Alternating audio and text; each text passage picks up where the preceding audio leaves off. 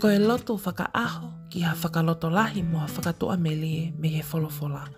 Ka veinga, tui ki he ene whonga. Poto wholofola sa me taha no ves walu. Kuau ai a Sihova I hoku ao maupe, ko e mea I he ene I hoku to'o matau, ko I ai e ikai te ungaue, ke tau loto. O tua mafi, ko e aho mo e pō a e kunofo o whakakaukau maupe ki hoku kuohili. Pea o whakaamu I hoku loto, ka pau nei lava ke foki o whakalelei ka kuoto mui. Ko e mea pē kua lava ko e kukole whakamole ki he awhiona, he e ku ngahi tō no.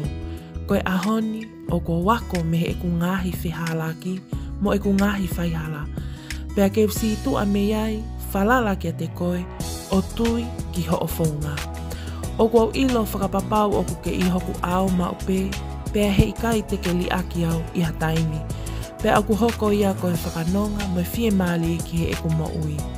Malo si su ho o wha, a ho o pe kia pea toi tu, ke whakamole e kua ngahia ko toa pe. I hoku a whape si su kalaisi, ko koe hoku whakamo ui. Amen.